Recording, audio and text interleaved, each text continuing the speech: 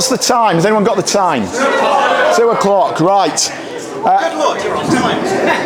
Right, hi everyone, and thank you for coming. My name's Matthew Pennington. So just to check you're all in the right talk, I'm here to talk about the quest for the Holy Grail, getting a dedicated LARP site. I kind of put this talk roughly in 4 pieces. I want to talk about the background to the search for a site, the challenges we faced, and what our progress to date is, and then look at the challenges ahead. I suspect about half of you are really only here to find out where that site is. And is it in fact 5 minutes from your house, which is the single most important criteria. I will talk about where the site is, don't worry, but I'll try and talk about that halfway through. That way it doesn't look like, you know, I've got no mates. So I titled this slide 21 years. Profound Decisions started in 2004, and that was, I gave up my job as a computer programmer and told my missus I was going to start a LARP company, and then as soon as possible we would buy a dedicated site. And that was my sales pitch to her, that I would give up my well-paid database programmer job and we would have a beautiful piece of land. And she was like, yeah, that sounds great, you can do that. And that was in 2004.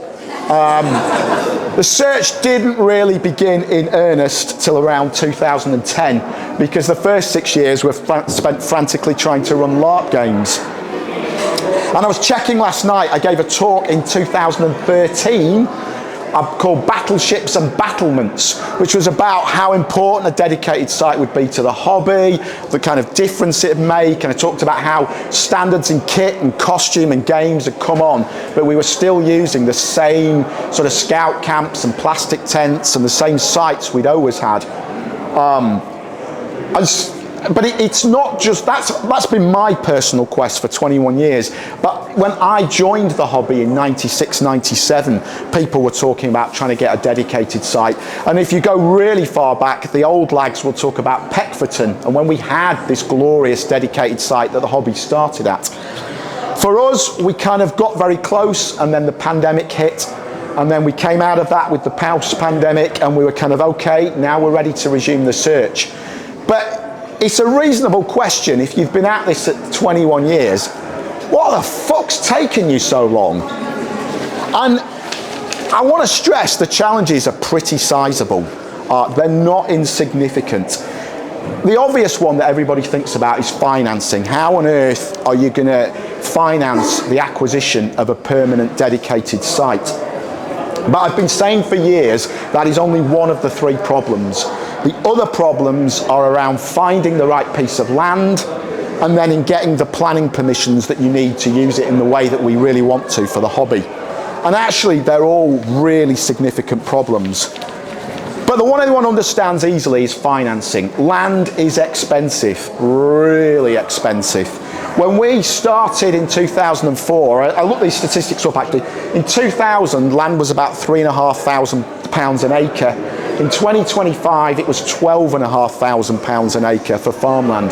So for us in PD, we would every year we'd think, oh, it's just out of our reach, but in a couple more years we'll be able to afford to buy a site, and we would watch land prices go up that little bit faster than our finances went up. And to give you a sense of the scale of it, we need, for a dedicated site for Empire to try and have something that we could run events on, we really want around 150 to 200 acres. So you're looking at around £2 million. So it's a pretty serious sum of money. But it's really not the only problem. Finding the right piece of land is incredibly difficult. And I've spent years and years and years going out and looking at blocks of land all over the country. It needs to be a large block of contiguous land. When you look at land sales, you'll find 200 acres, but they are split up into 5 different pieces that are spread over the county. Clearly that's of no use to us for a dedicated site. It needs to be not too large, because then the price is out of anyone's price range. You can't have it in the green belt or any kind of protected landscape. They're like areas of natural beauty, national parks.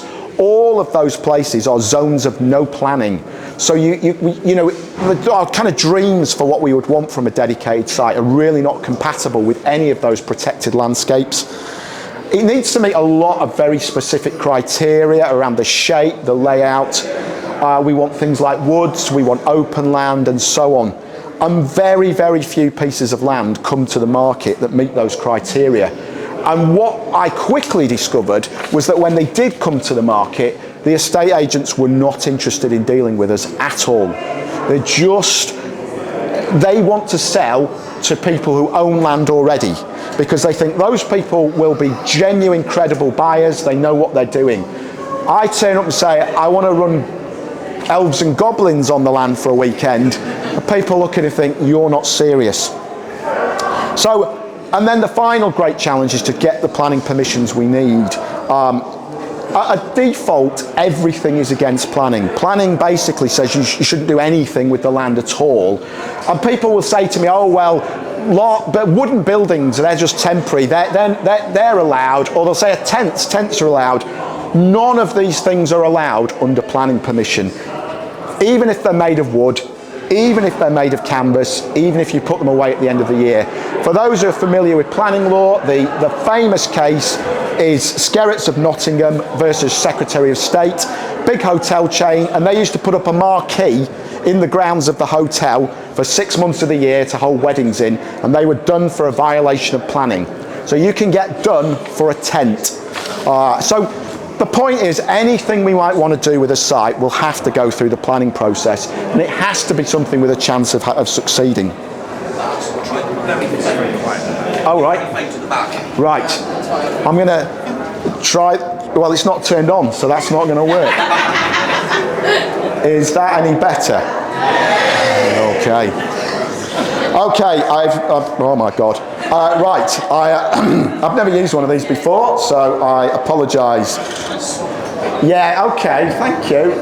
So how do we go about overcoming these challenges? So the first one is funding.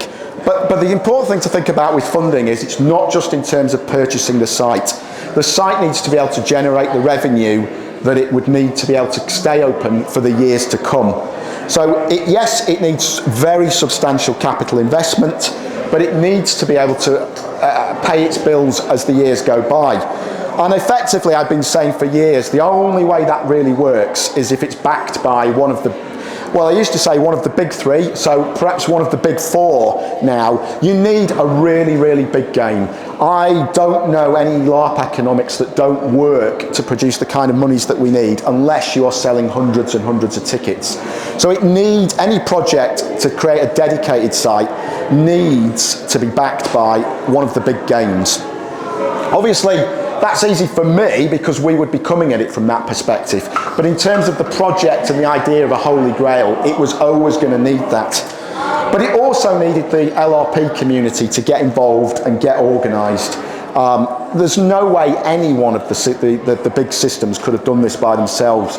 None of us have those kind of resources, and none of us have the kind of manpower and the capacity we need. Not by ourselves. I'm short of hands. What about the terms of finding the right piece of land? I said that there were a lot of criteria. Well, it needs to be a large, flat, well-drained piece of land. I've looked at endless pieces of land that were on the side of mountains. 6 months before we got to where we are now, we looked at a beautiful piece of land in Birmingham, Lickey Hills, absolutely gorgeous. It was idyllic, but it was vertiginous. An hour of walking around it left me utterly exhausted. No way that we could run a large LARP on it. It needs to have good access to road networks and to public transport links. It wants to be in a central location. It wants to have a good mix of woodland and open land, and it wants to have positive planning prospects. Those are all your basic criteria for any dedicated site. And the good news is that site does not exist. Right? It simply is nowhere. And I've spent 15 years looking and never seen a single site that met those criteria. Not even a site that wasn't in our budget that would met those criteria. I've never seen anything that met those criteria, and there's a reason for that. People very rarely sell woodlands and open land together. They'll sell woodlands or they'll sell large open fields, but they don't sell the two together because few people want to buy the two together.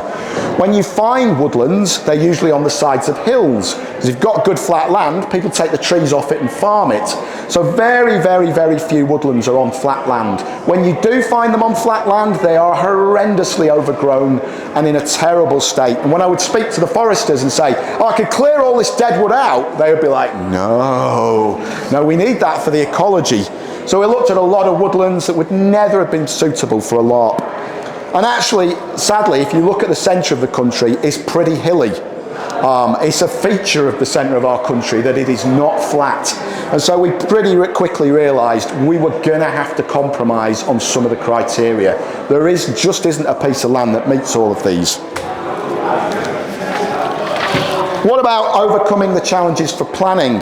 Well, we wanted to try and find a site that would have good planning prospects from the outset. That's really important. To us, the key is that we need to develop good links with the local community. Any site, obviously if we find a site, every LARPer is going to be like, oh, this is amazing, this is the greatest thing ever. But that's of no value to the local community at all. So we really want to be able to find ways to get a site and then make it serve the local community as well as serving the LARP hobby. Because if it doesn't, they're going to be opposed to what we want to do with it, and it's their back garden, it's their neighbourhood, they'll win that fight, we won't win. So we really, really need to find ways to make that work for the local community. We need to hire good quality professionals who know the planning system, and we need to develop it really slowly. There's a great big, I don't know if anyone's seen, what's it called, the Spanish thing? Pure de Foy or something, some giant theme park that's being developed in Bedford for 350 million. But they've got all the money in the world and we don't. We need to go really, really slowly and take baby steps from a planning point of view. So we can't just rush into it. Okay, what's the progress to date? So those are all the challenges. What's the progress to date? This is the bit you kind of want to hear about, I think. So we formed Unknown Worlds in 2020. We basically decided that the way to overcome the financing problem was to form a new company. And we did that, and we issued shares in it between 22 and 24. The missing 2 years are the pandemic years. We just sort of got everything ready and we're ready to hit the go button, and LARP shut down for 2 years. So we issued shares and we raised £1.2 million in share finance directly from the LARP community. And I think I've talked for years about how amazing the LARP community is and how when we come together we can do anything. Even I never imagined in my wildest dreams we would be that successful, but we were. It's an incredible achievement. And that capital allowed us to borrow a further 1.2 million. Basically, to buy a piece of land, we needed to be at kind of 50% cash, 50% borrowing. And so that gave us the money we needed to buy the site. Then we needed to find it. That was not easy. We knew that we would need a good land agent. Land agents are people who you pay to find land for you, and you can do it yourself. But as discussed before, the estate agents did not want to talk to us. Well, it turned out the land agents didn't want to talk to us either. I went through land agent after land agent after land agent. They would not return my calls, they would not return my emails. Finally, we found an amazing, amazing guy. He was really, really good. And he said, yeah, I will help you find a piece of land. And he did. We spent 2 years looking.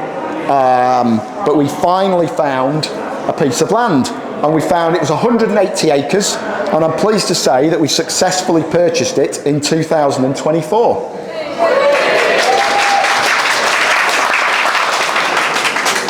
The site is amazing, but it's far from perfect. So I'm going to talk a little bit about the positives and then the negatives. So, positives, it's a great size and configuration. The site we've got is, it sounds odd, but if you think about it, you can sometimes look at a piece of land and it'll be spread out like in a long, thin strip. or it'll be in jagged pieces that touch each other, but only like at points.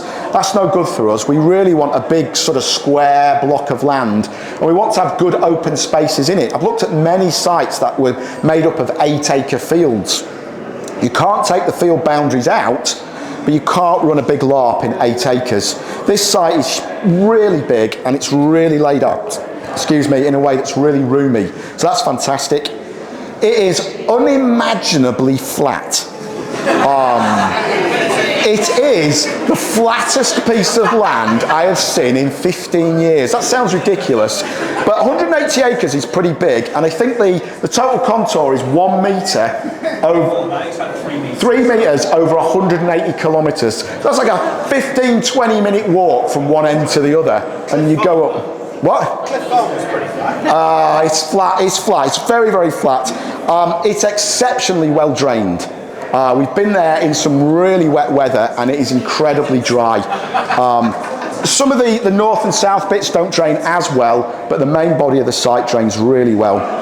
It's also, by good fortune, happens to be in a part of the country I'm told is very dry, gets much less rain than other parts of the country, so that's a positive. Not something we've been looking for, but a positive. Really big positive, it's got a history of leisure use.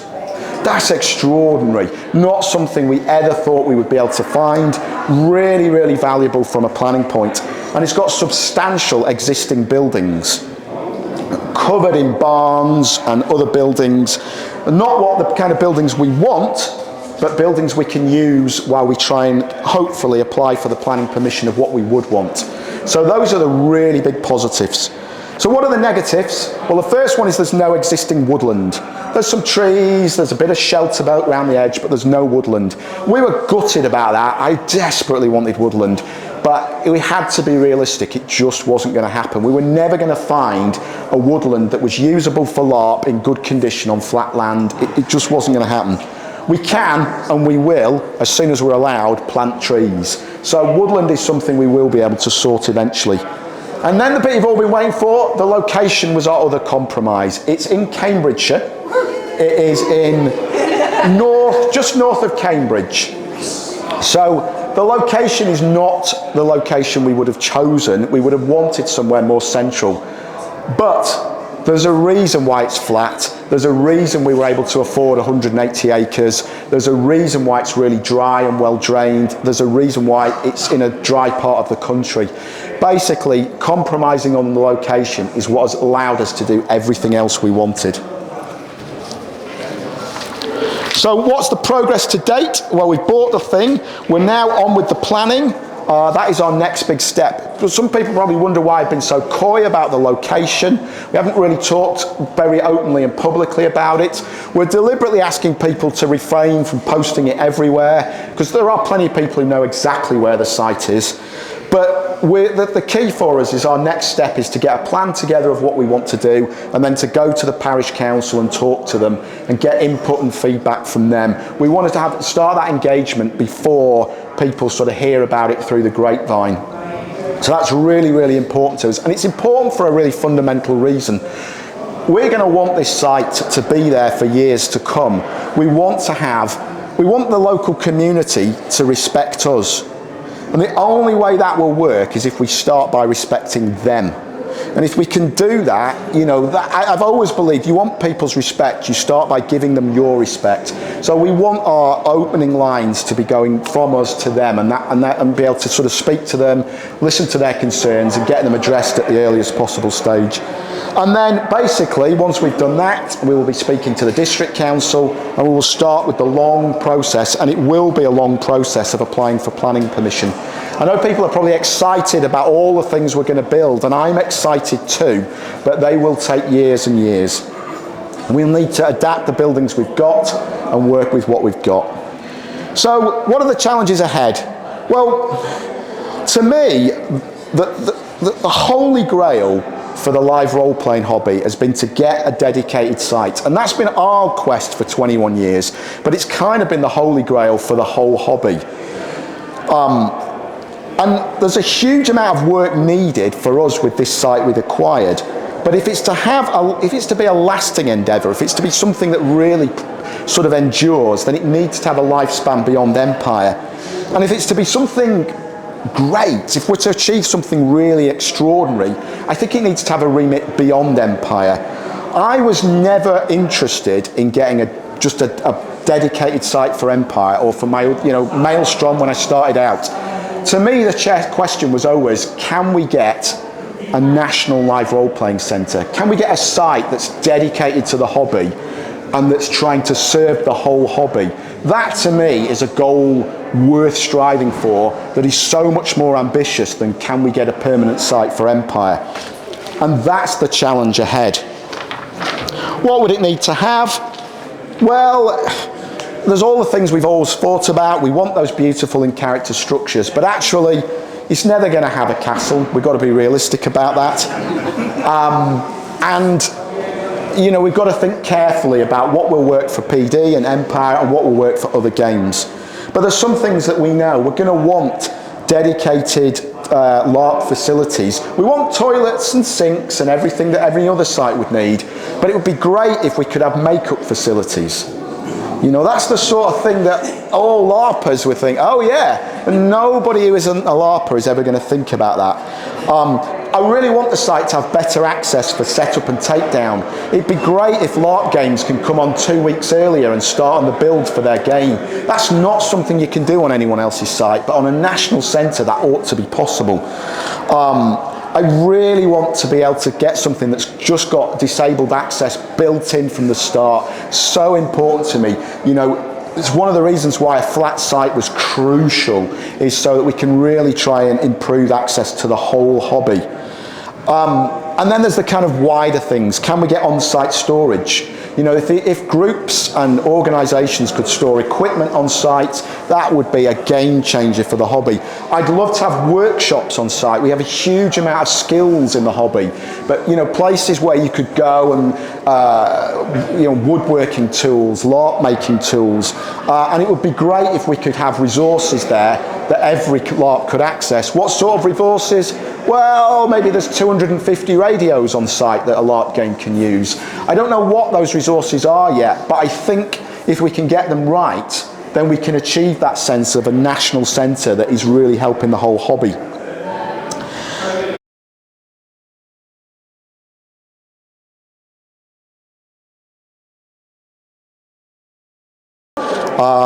Water, we've got to make sure there's a good quality water supply. We're on with that again. All of these, so the power is in progress, the water is in progress, the planning is in progress. We've done the initial surveys of the site, we've done the ecological surveys of the ecological surveys of the site, and we're working now on the outline proposals. Progress is expensive and it's slow, and it will remain that way. I'm going to be giving this talk in 5 years' time, and you'll be like, why hasn't it happened yet? And it's going to take us a while. One of the other big challenges ahead is vision. How many people have actually created a dedicated live role-playing site? We have had a couple over the years, and they've sort of come and gone for various reasons, but not that many people in the hobby have actually done that. We haven't done it. I have no experience of what is required to do that. So we want an inspiring but realistic vision for the site. We want something that's ambitious but achievable, and we needed to find a way to come up with that vision. And we needed a team that could really pull that vision together. So we've appointed a creative director for Unknown Worlds, and they're going to put together a team to create the vision for the site. And that's ongoing, and I'm really excited about that. We've got some really, really, really talented people that are getting involved. So what about the big one, getting community engagement? Well, the site needs to work for Empire to be financially viable. As I said before, we need one of the big three involved, and none of this works. But it needs to work for other LARP games to achieve the vision. We need to make sure that this site suits big games, small games. I suspect we'll always end up with a clear focus on fantasy games, because if we try and compromise and mix and match, we will achieve nothing. But we want to try and serve the whole hobby, and we want to get engagement across the hobby and at an early stage. And it's not clear initially how to do that. How do we get voices in it's really easy for a PD as a large organisation to just try and do everything in-house, and we really didn't want to do that. So we're putting together an advisory board, and the idea is that the advisory board will basically look at the plans that are being developed. They'll feed in terms of what they would want and what they think the site should have, and they'll give us feedback on the plans that we're coming up with. And the hope is that that will help us to get the kind of engagement and input that we need to achieve this holy grail, this dedicated site. Who do we want on the advisory board? Well, we want some unknown world shareholders. They're the people who've put the money up, so we want to make sure they're on the board so that their investment is protected and they can feel confident that we're not setting fire to their money. We really want other LARP organisers to be on the advisory board, and that's a sort of a quest in progress for me. I would like some of the other big event organisers to be involved with that, and I'd like some small event organisers to be involved in that. Really want to be able to draw on experience across the hobby and get input on what they would want if they were using the site.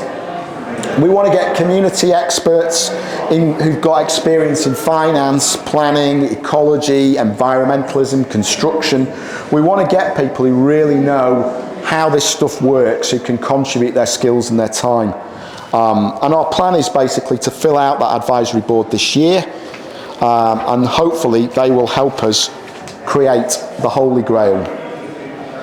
So that's where we're up to. The goal, the dream, is to have this dedicated centre. What have we got at the moment? We've got a beautiful site, and it really is beautiful. It's got buildings on it, and it's got a history of leisure use. That's what we've achieved to date. The dream is to get something idyllic. Now we want to plant trees, we want to increase the biodiversity, shift it from being farmland to being parkland, make it an attractive spot and turn it into something truly amazing. And we really want that to be something that's dedicating to serve the whole LARP hobby. It's taken me 21 years to get to where I am. I see this as the vision for the next 15 years. This is the big project of the kind of rest of my LARPing career, effectively, at